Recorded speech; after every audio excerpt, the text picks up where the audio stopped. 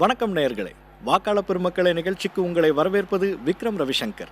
தேர்தல் சமயங்களில் அரசியல் களத்தில் ஏற்படக்கூடிய மாற்றங்கள், திருப்பங்கள் எல்லாமே தலைவர்களுடைய பேச்சுக்கள் மூலமாக தான் மக்களுக்கு தெரிய வரும். அதே மாதிரி எதிரெதிர் கட்சி தலைவர்கள் கேள்வி கேட்கறது, பதில் சொல்றது, குற்றம் சாட்டுறது, சவால் விடுறது எல்லாமே பெரும்பாலும் அவங்கவங்க கட்சி மேடைகளில் தான். அப்படிப்பட்ட சுவாரஸ்யமான பேச்சுக்கள் நமக்காக தயாராக இருக்கு. நிகழ்ச்சிக்கு போகலாம்.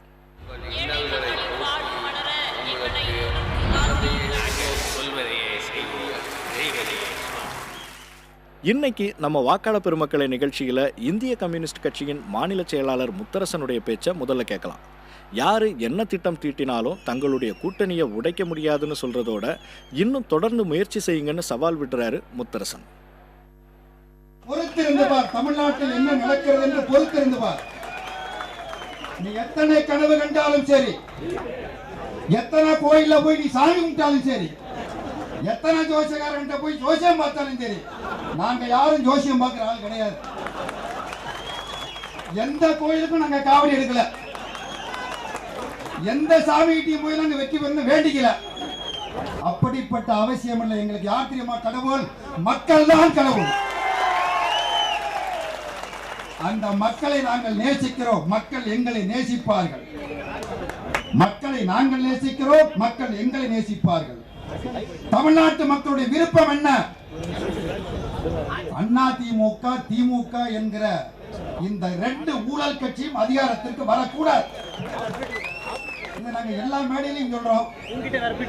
வைகோ சொல்றாரு, ஜெயலலிதா குற்றவாளி கூண்டில் நிறுத்தப்பட்டிருக்கிறார், கலைஞர் குடும்பம் குற்றவாளி கூண்டில் இருக்கிறது, ரெண்டும் ஊழல் கட்சின்னு சொல்றாரு. தோழர் ஜி ராமகிருஷ்ணன் எல்லா கூட்டத்திலையும் சொல்றார், கிரானைட் ஊழல்ல 20 ஆண்டு காலம் ஊழல். ஏன் கலைஞர் பதில் சொல்ல மாட்டேங்கிறாரு, ஜெயலலிதா ஏன் பதில் சொல்ல மாட்டேங்கிறாங்க என்று தொடர்ந்து ஒவ்வொரு கூட்டத்திலும் பேசுகிறார். தோழர் திருமா ஒவ்வொரு கூட்டத்திலும் பேசுகிறார், ரெண்டு ஊழல் கட்சி, ரெண்டு அதிகாரத்திற்கே வரக்கூடாது அப்படின்னு தொடர்ந்து பேசிக்கிட்டு இருக்கிறோம். ஸ்டாலின் சொல்றாரு, அவங்க பேசுறதுக்கு ஒண்ணுமே இல்லை, இப்ப நாங்க பேசினாலும் அவங்க காலில் உருவுலையோ, ரெண்டு காதமா செவடு, அவங்களுக்கு பேசுறதுக்கு ஒண்ணுமே இல்லை, அதனால எங்க மேல வேணும்னு சொல்றாங்க. வேணும்னா நாங்க சொல்றோம், இந்த கூட்டணியை உடைக்க நீங்க முயற்சி பண்ணல. எடுத்த எடுப்புல மதிமுக இழுக்க பாத்தீங்க, எதுவும் வரல. இதை தவிர வேற எதுவும் வரல, எதுவும் வரல. எதுவும் வரலன்னா 2-3 ஆளை பிடிச்சி மதிமுக அழிஞ்சு போச்சு நீங்க. அப்புறம் திரும்ப வந்துருவார் நீங்க, ராமகிருஷ்ணன் அங்க போயிடுவாங்க, இப்படி எல்லாம் சொல்லி சொல்லி பார்த்தீங்க, ஒன்றும் நடக்கல. நாளுக்கு நாள் மக்களின் பேராதரவு பெருகி கொண்டு இருக்கிறது. எப்படியா சதி திட்டம் திட்டி உடைத்து விடலாம் என்று முயற்சி பண்ணீங்க, எந்த முயற்சியும் வெற்றி பெறல. அதனாலதான் சொன்னா இந்த கூட்டணி உடைக்க திமுக முயற்சி பண்ணி பகிரங்கமா குற்றம் சாட்டணும். காரணம் இல்லாம சொல்றான், எல்லா முயற்சியும் எடுத்து அத்தனை முயற்சியும் தோற்று போயிருக்கிறது. மேலும் முயற்சி எடு, உனக்கு எவ்வளவு தெரியுமோ அவ்வளவு முயற்சி எடு. ஏற்கனவே எடுத்து பார்த்துட்டா பால் நழுவி பழம் நழுவி பால்ல உழவு நான் சாப்பிட போறேன்னு, பலாப்பழம் காலில் விழுந்து கால் வீங்கி போச்சு. அடுத்ததா அதே மேடையில் மக்கள் நல கூட்டணியின் ஒருங்கிணைப்பாளரும் மதிமுக பொதுச் செயலாளருமான வைகோ அவர்கள் பேசினதை கேட்கலாம். 4 கட்சி கூட்டணி தலைவர்கள் மட்டுமல்ல, ஒரு தொண்டர் கொண்டு 3 கட்சி தொண்டர் அங்க போய் நிக்கணும். அதனால விபரீத எண்ணங்களுக்கு இடம் கொடுக்க விடாதீர்கள். அவர் பாதுகாக்கப்பட வேண்டிய ஒரு சொத்து தமிழ்நாட்டில். ஒரு காம்ரேட் மார்க்சிஸ்டோட தாக்கப்பட்டானா 3 கட்சி பாஞ்சு போகணுங்க. இந்திய கம்யூனிஸ்டோட தாக்கப்பட்டானா 3 பேர் போகணும். மறுமலர்ச்சி திமுக கண்மணி தாக்கப்பட்டாரா 3 கட்சிக்காரங்க வரணும். ஒரு விருதுநகர் சித்த தாக்கப்பட்டாரா 3 கட்சி தோழர்கள் போகணும். நம்மளை கண்டு நாட்டிலே எல்லாம் ஆண்ட கட்சி ஆளு கட்சி நடுங்கி கலங்கி போய் கிடக்காங்க, ரொம்ப நொறுங்கி போய் கிடக்காங்க. அதனாலதான் எல்லா பார்வையும் நம்ம மேல திருப்புறாங்க. நாங்க 4 கட்சி ஒன்னா இருக்கக்கூடாதுன்னு நினைச்சா எங்களுக்கு அதுதான் பலம். இன்னைக்கு தினமணி பேப்பர்ல முத்தரசன் வைகோ முரண்பாடுனார். அதனுடைய விளைவு என்ன தெரியுமா? முத்தரசன் சீரி எழுந்து விட்டார், நீ பயங்கரமா பேசிட்டாரு. நான் தினமணிக்கு நான் நன்றி தெரிவி, அப்பப்ப இப்படி எழுதுங்க, அப்பதான் நம்மால் வேகமா கிளம்புவாங்க. மக்கள் நல கூட்டணியோட தேமுதிக இணைஞ்சிருக்கிறத விமர்சனம் செய்கிறதோட மற்ற கட்சிகளையும் தலைவர்களையும் விமர்சிக்கிறாரு நாம் தமிழர் கட்சி தலைவர் சீமான். சமீபத்தில் அவர் பேசினதிலிருந்து ஒரு பகுதியை இப்ப கேட்கலாம். ஏன் எல்லாரும் சீட்டுக்கு நோட்டுக்கு அலைகிறானே, அப்படி ஏன் அங்க நிக்கல? தன்மானத்தோடு தனித்து 234 தொகுதியிலும் போட்டி ஏன் போடணும்? ஜெயலலிதா தனிச்சு நிக்கிறா, ஜெயலலிதா கூட்டணி. கருணாநிதி தனிச்சு நிக்கிறாரா, கூட்டணி. மக்களே, நான் தெளிவா சொல்லிக்கிறேன், நான் தனிச்சுதான் போட்டி போட போறேன். ஏன் தனிச்சு போடல? நேத்து வரைக்கும் மக்கள் நல கூட்டணியா இருந்துச்சு. இன்னைக்கு கேப்டன் விஜயகாந்த் அணியா மாறி இருக்குது. 6 படை கட்டி என் இனத்தின் விடுதலைக்கு போராடி என் தலைவன் கூட கேப்டன் போட்டுக்கல. ஒரு காகித கப்பலை கூட ஓட்டுனது இல்ல.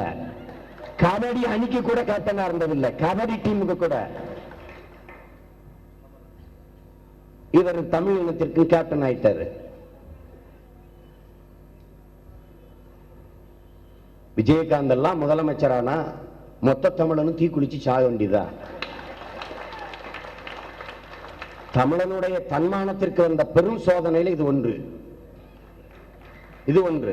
தமிழர்களை என்ன நினைத்துக் கொண்டிருக்கிறார்கள், நம்ம எந்த அளவிற்கு மடையர்கள் என்று கருதி கொண்டிருக்கிறார்களுக்கு சான்றது. ஜெயலலிதா அம்மையார் அம்மா அழைப்பு மையம் ஆரம்பிக்கிறாங்க. எப்ப? 1 மாசத்துக்கு முன்னாடி. ஆட்சி முடிய போது, தேர்தல் ஆணையத்துக்கிட்ட அதிகாரம் போக போது அம்மா அழைப்பு மையம். ஆட்சிக்கு வந்த போதுல ஆரம்பிச்சிருக்கணும். எதுக்கு? மக்களின் குறை கேட்க. குறையே இப்பதான் கேட்க ஆரம்பிக்கிறாங்க. அவரு நமக்கு நாமே நமக்கு நாமே நமக்கு நாமேன்னு வாயில வைத்து அடிச்சுட்டு ஒருத்தர் நடந்து போறாரு. அவர் எங்களை பார்த்து சொல்றாரு, நடந்து போறவன்லாம் முதலமைச்சராக ஆசைப்படுறான்னு. அப்புறம் நான் கேட்டேன், உங்க அப்பா மாதிரி திருட்டு ட்ரெயின் ஏறி வந்தா தான் முதலமைச்சராக முடியும்? கள்ள ட்ரெயின் ஏறி வந்தாரான். ட்ரெயின் நல்ல ட்ரெயின் தான்டா, வந்த ஆளாண்டா கள்ளத்தனமா வந்துட்டான். இவங்க கள்ளத்தனமா வந்துட்டு ட்ரெயின்ல கள்ள ட்ரெயின் எப்படி இருக்கு பாருங்க. கடைசியா என்ன, நடந்து போறவன்லாம் முதலமைச்சரான்ட்டு இவர் ஊரா நடந்து போய், உங்க பிரச்சனை என்ன? 25 ஆண்டுகள் முதலமைச்சரா இருந்த நாட்டை ஆண்டுட்டு இப்பதான் இறங்கி வந்து பிரச்சனையை கேட்க ஆரம்பிக்கிறாங்க. நம்ம எந்த அளவுக்கு மடையர்கள் என்று நினைத்துக் கொண்டிருக்கிறார்கள் என்று பாருங்க. மதுக்கடையை வந்தால் நாங்கள் வந்தால் மதுவை மூடிடுவோம். திறந்தது யாரு? திறந்தது யாரு? சரி, வந்தப்போ நீங்க வந்தால் மதுக்கடையை மூடுங்க, வர்றதுக்கு முன்னாடி காய்ச்சறியல்ல சாராய ஆலை அதை மூடுங்கன்னா வாய மூடுறாங்க. அறிவார்ந்த மக்கள் இதை ஆழமா சிந்திச்சு பார்க்கணும். எது செஞ்சாலும் கருணாநிதியும் ஜெயலலிதாவும் எதிர்த்து செய்வாங்க. இந்த அம்மா இவங்க நூலகம், கலைஞர் வந்து அண்ணா நூலகம் கட்டினா அந்த அம்மா மூடிடும். சட்டசபை கட்டடம் கட்டினா இந்த அம்மா வந்து போகாது, மருத்துவமனையா மாத்திரும். எது செஞ்சாலும் எதிர்த்து செய்வாங்க. ஆனா ஜெயலலிதா முதலமைச்சர் ஆனாலும் கருணாநிதியுடைய சாராய ஆலையிலிருந்து சரக்கு எடுத்து விற்கும். கருணாநிதி முதலமைச்சர் ஆனாலும் ஜெயலலிதாவோட மிடாஸ்ல இருந்து சரக்கு எடுத்து விற்பாரு. நம்ம மானங்கட்ட பயமக்க குடிச்சிட்டு சாவோம். எப்படி இருக்கு பாருங்க.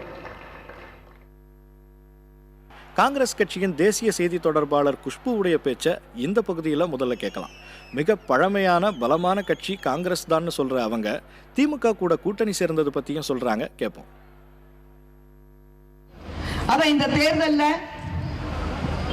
இலைகள் உதிரும், சூரியன் உதயும், கை உதவும். அதுல எந்த மாற்றமும் கிடையாது. இந்த கை சொல்லும் போது நிறைய பேர் சொல்லுவாங்க, என்னங்க வெறும் கை கை காமிச்சிட்டு இருக்கீங்க? இந்த வெறும் கை இல்லைங்க, இந்தியாவில வாழ்ற ஒவ்வொரு மக்களின் நம்பிக்கை. இதுதான் நம்பிக்கை.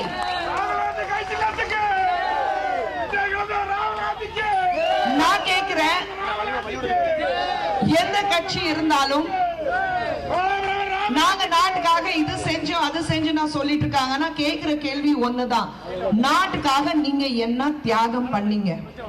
பிஜேபி பொறுத்த வரைக்கும் நாட்டுக்காக நீங்க என்ன தியாகம் பண்ணீங்க? நாட்டுக்காக உங்க ரத்தத்தை கொடுத்தீங்களா? நாட்டுக்காக உங்க உயிரை கொடுத்தீங்களா? நாட்டுக்காக பாடுபட்டீங்களா? நாட்டுக்கு நல்லது நடக்கணும்னு ஏதாவது செஞ்சிருக்கீங்களா? ஜீரோ, பூஜ்ஜியம். ஆனா இந்த நாட்டுக்காக உயிர் கொடுத்தது காங்கிரஸ். இந்த நாட்டுக்காக உயிர் கொடுத்தது அன்னை இந்திரா காந்தி. இந்த நாட்டுக்காக உயிர் கொடுத்தது மறைந்த தலைவர் ராஜீவ் காந்தி. இந்த நாட்டுக்காக உயிர் கொடுத்தது மகாத்மா காந்தியில இருந்து ஜவஹர்லால் நேரு இருந்து லால் பகதூர் சாஸ்திரியில இருந்து எல்லாரும் இந்த நாட்டுக்காக உயிர் கொடுத்திருக்காங்க. அவங்க எத்தனை பேர் வந்து காங்கிரஸ் சார்ந்தவங்க. இன்னைக்கு காங்கிரஸ் பார்த்து பயப்படுறாங்க, அதனால அந்த கூட்டணிக்கு போறாங்கன்னு சொல்றாங்க. காங்கிரஸ்காரங்க பார்த்து பயோனை பத்தி பேசுறீங்க. பயோனா என்ன காங்கிரஸ்க்கு தெரியுமா? பயோனா என்ன நமக்கு தெரியுமா? தெரியாதுங்க. துப்பாக்கிக்கும் கயிறுக்கு பயப்படுறவங்க காங்கிரஸ் கிடையாது. எல்லாம் தாண்டி பார்த்துட்டு வந்திருக்கோம். இன்னைக்கு போராட்டம் சொல்றாங்க. ஏதோ 2 நாளுக்கு முன்னாடி பிஜேபி காரங்க போராட்டம் நடத்தினாங்க. போராட்டம் கொண்டு வந்தது யாருங்க? காங்கிரஸ் தானுங்க. போராட்டம் இருக்கணும், மக்களுடைய நன்மைகள் தெருவுக்கு வரணும், அவங்களுடைய என்னென்ன பிரச்சனைகள் இருக்கு அது அவங்க பேசணும், ஒரு டெமோக்ரஸி ஒரு ஜனநாயகம் இருக்கணும், அது கொண்டு வந்ததே காங்கிரஸ் தானுங்க. காங்கிரஸ்க்கு நீங்க பாடம் சொல்லி கொடுக்குறீங்களா? இன்னைக்கு இந்த நாடு இந்தியா சொல்லிக்கிறதுக்கு இந்த அளவுக்கு பெருமைப்படுறோம்னா இந்த இந்தியாவே சுதந்திரமா நம்ம கையில கொடுத்தது காங்கிரஸ். அதை எப்படி நம்மளால யாராலையும் மறக்க முடியும்? இன்னைக்கு தமிழ்நாட்டில் நீங்க எங்க சுத்தினாலும் பாத்துக்கங்க. கேக்குறாங்களே, ஏன் நீங்க வந்து உங்களால தனியா நிக்க முடியாதா? டிஎம்கேட கூட்டணி தான் வச்சிருக்கீங்க. ஒரு வீட்டிலே பிரச்சனை இருக்குதான் செய்யும்.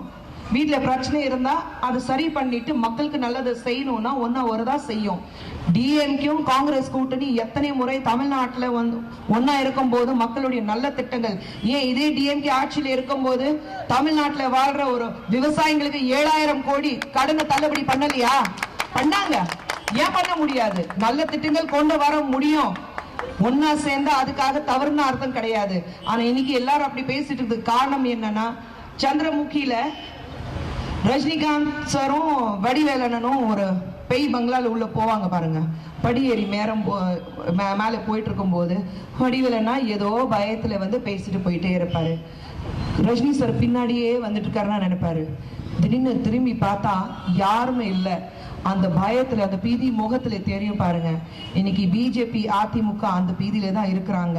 ஏன்னா அவங்க மைண்ட் வாய்ஸ்ல என்ன போயிட்டு இருக்குது? மாப்பு வச்சிட்டாயா ஆப்பு. ஏன்னா யாரும் நம்மள வந்து கூட்டணிக்கு கூப்பிட மாட்டாங்கன்னா ஏங்கிட்டு இருக்காங்க. தங்களுடைய கட்சியை வேண்டாம்னு ஒதுக்குறவங்க காணாம போயிடுவாங்கன்னு அதுக்கு ஒரு உதாரணத்தையும் சொல்றாரு பாரதிய ஜனதா கட்சியின் தேசிய செயலாளர் ஹெச் ராஜா. அதோட கூட்டணி இல்லாம தனியா இருக்கிறத ரசிக்கிறதாவும் சொல்றாரு. கேட்கலாம்.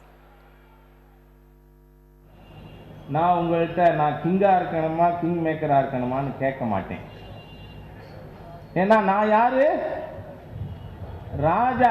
ராஜான்னா இங்கிலீஷ்ல கிங் தான், நோ கிங் மேக்கர்.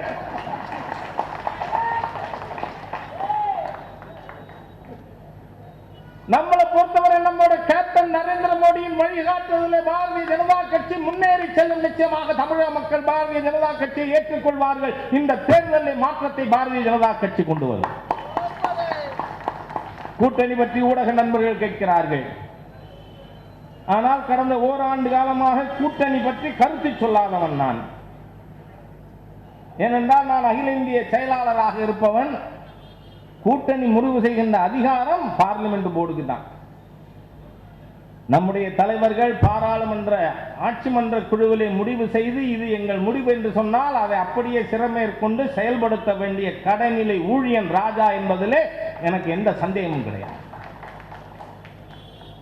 ஆனால் பத்திரிகையாளர்கள் கேட்கிறாங்க, நண்பர்கள், பிஜேபியோட மற்றவர் வரலையே அது பலவீனமா இல்லையான்னு. நிச்சயமா இல்லை நண்பர்களே. 1989 ஒரு பக்கம் பாரதிய ஜனதா கட்சி, இன்னொரு பக்கம் இடதுசாரிகள் ஜனதா தள்ளோடு கூட்டணி விபி சிங் தலைமையில். ஒரு பக்கம் நம்ம ஆதரவாளே, இன்னொரு பக்கம் இடதுசாரிகளின் ஆதரவாளே விபி சிங்கனுடைய ஆட்சி தொங்கிக் கொண்டிருந்தது.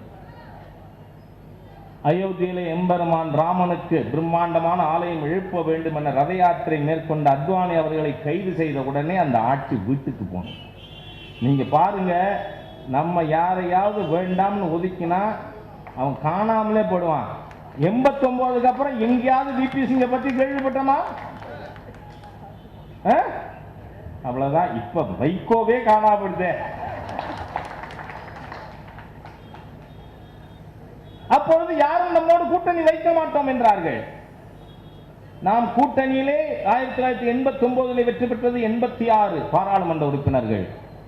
ஆனால் யாரும் நம்மோடு கூட்டணி வைக்க மாட்டேன் என்று சொன்ன உடனே நமக்கு அது 119 உயர்ந்தது 91, ஜஸ்ட் இன் 1 இயர்.